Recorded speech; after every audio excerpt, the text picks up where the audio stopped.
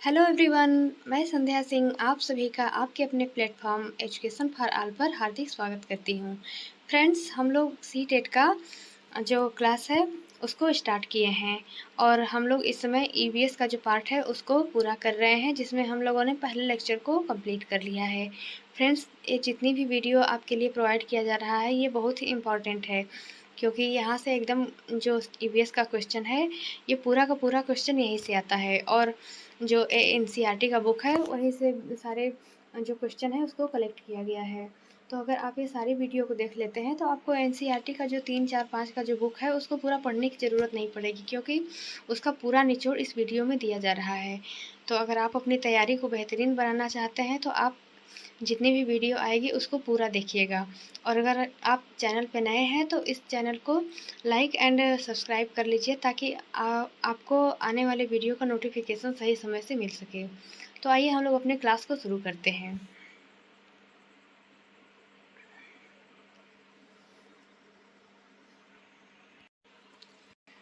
इसमें जो पहला पॉइंट है कि काला हांडी में सबसे अधिक चावल पैदा होता है, फिर भी यहाँ के लोग भूखमरी के शिकार होते हैं।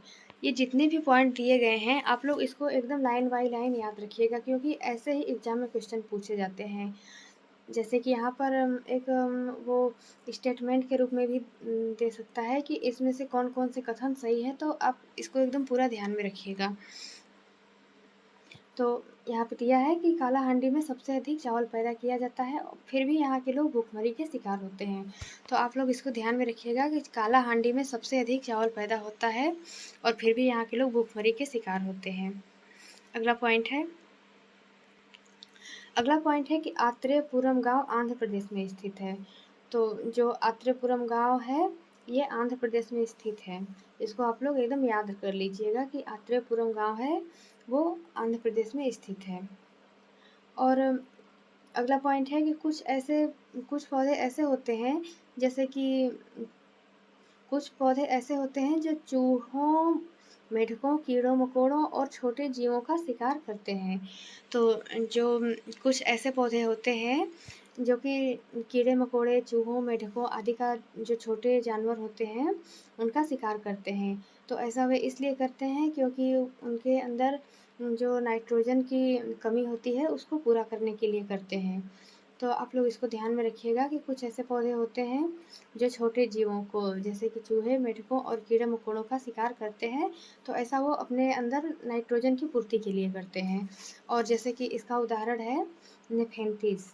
नेपेंथिस जो पौधा होता है वो, जिसको कि घटपर्डी पौधा भी कहा जाता है, तो वो ऐसा पौधा होता है जो कि छोटे जो कीड़े मकोड़े होते हैं उनको उनका शिकार करके उनको खा जाता है। फिर अगला है कि ये जो नेफेंथिस जो पौधा होता है ये कहाँ पाया जाता है, तो इसको देखते हैं। यह ऑस्ट्रेलिया, इंडोनेशिया और भारत के मेघालय राज्य में पाया जाता है। इसका आकार लंबे घड़े जैसा होता है, जिसके ऊपर पत्ती का ढक्कन लगा होता है। ये जो नेफेंथिस का पौधा होता है ये कहाँ कहाँ पाया जाता है, तो ये ऑस्ट्रेलिया में पाया जाता है और इंडोनेशिया में पाया जाता है। और भारत में कहाँ पाया जाता है, तो भारत में मेघालय राज्य में पाया जाता है। और इसका आकार लंबे घड़े जैसा होता है, जिसके ऊपर पत्ती का ढक्कन लगा होता है, जैसा कि आप लोग यहाँ फिगर में देख सकते हैं। यहाँ इसका फिगर भी दिया गया है। देखिए, ये जो घटपर्डी का पौधा है ये एक लंबा सा घड़े के आकार का है और इस पर एक पत्ती लगा होता है और इसमें से एक खास खुशबू निकलती है, जिसकी वजह से जो जो जानवर होते हैं, छोटे छोटे जो जीव होते हैं, वे इनके ऊपर आने के लिए आकर्षित हो जाते हैं। तो वही पॉइंट यहाँ पर दिया गया है कि घड़े से एक खास खुशबू निकलती है, जिसकी वजह से जो कीड़े होते हैं वे खींचे चले आते हैं।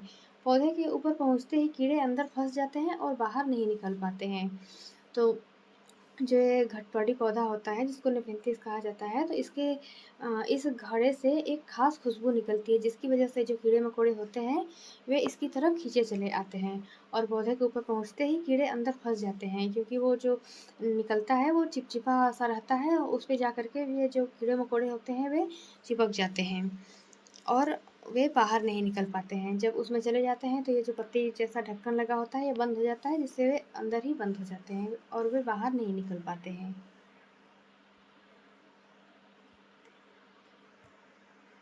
आगे फिर इसमें वेल्क्रो के बारे में दिया गया है कि वेल्क्रो की खोज किसने की थी। तो ये जो है ये पूरा एनसीईआरटी का जो बुक है उसी का ये स्क्रीनशॉट लगाया गया है, तो आप लोग इसको थोड़ा सा देख लीजिएगा। जैसे इसमें दिया था कि यह घटना 1948 की है। एक दिन जॉर्ज मेस्ट्रल अपने कुत्ते के साथ शहर से लौटे। उन्होंने पाया कि उन दोनों पर बीज चिपके हैं। इन बीजों को अपने कपड़ों पर चिपका कर देखकर वे हैरान रह गए। झट माइक्रोस्कोप निकाला बीजों को बारीकी से देखने के लिए। बीजों में छोटे छोटे हुक थे, इनकी मदद से बीज कपड़े के रेशों पर अटक गए थे।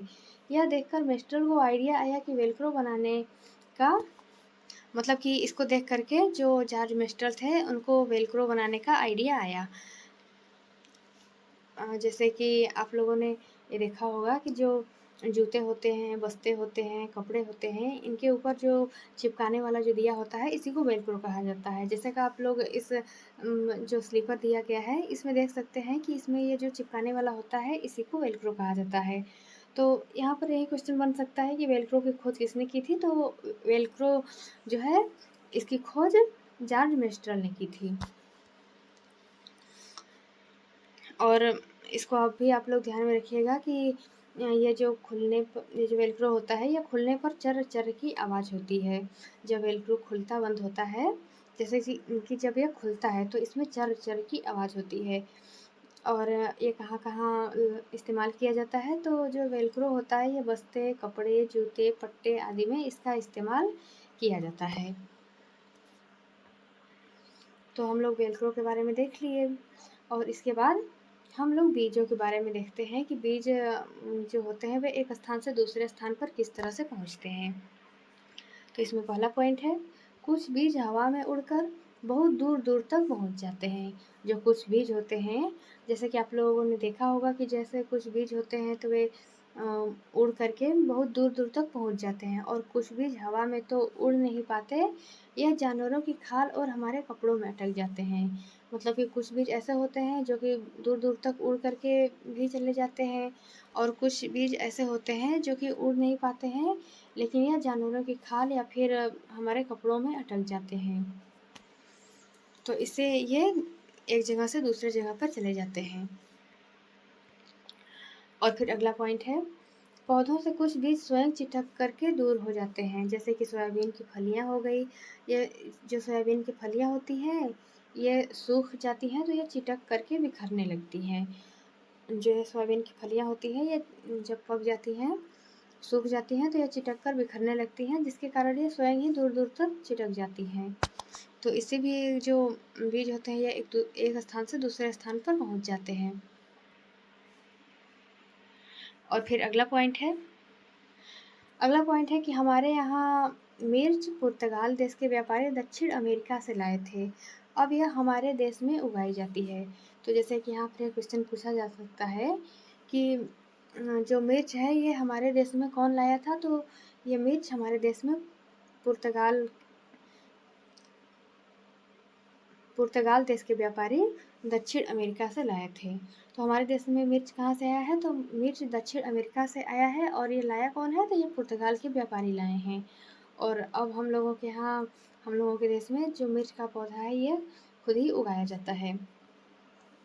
अगला पॉइंट है हमारे देश में भिंडी अफ्रीका से आई है, गोभी मटर यूरोप से आए हैं, चाय असम से आई है, सोयाबीन चीन से आई है, और बीन्स जो होता है ये अमेरिका से आया है। तो आप लोग इसको ध्यान में रखिएगा कि ये जो सब्जियां होती हैं ये कहाँ कहाँ से आई है, क्योंकि ये जो जितनी भी सब्जियां हैं ये हमारे भारत की नहीं है, ये मूल रूप से भारत की नहीं है, बल्कि ये अलग अलग देशों से जो व्यापारी आए हैं यहाँ पर व्यापार करने, तो उनके द्वारा ये समय समय पर लाई गई हैं। तो आप लोग इसको ध्यान में रखिएगा कि ये जो भिंडी होता है ये अफ्रीका से आया है, और गोभी मटर यूरोप से आया है, चाय असम से आया है, सोयाबीन चीन से आई है, और बीन्स जो है वो अमेरिका से आया है। और फिर अगला पॉइंट है, बैंगन, मूली, करेला, आम, संतरा, बेर और केला, पालक, परवल, टिंडा, मेथी, ये जो जितनी भी सब्जियां हैं ये भारत में उगाई जाती हैं। और ये भारत में मूल रूप से ये जो पौधे हैं ये भारत की मूल सब्जियां हैं। तो आप लोग इसको ध्यान में रखिएगा कि कौन-कौन सी ऐसी सब्जियां हैं जो कि विदेशों से आई हैं, जो कि भारत की मूल नहीं है, और ऐसी कौन-कौन सी सब्जियां हैं जो कि भारत की मूल है, जिसका जन्म स्थल भारत में ही है।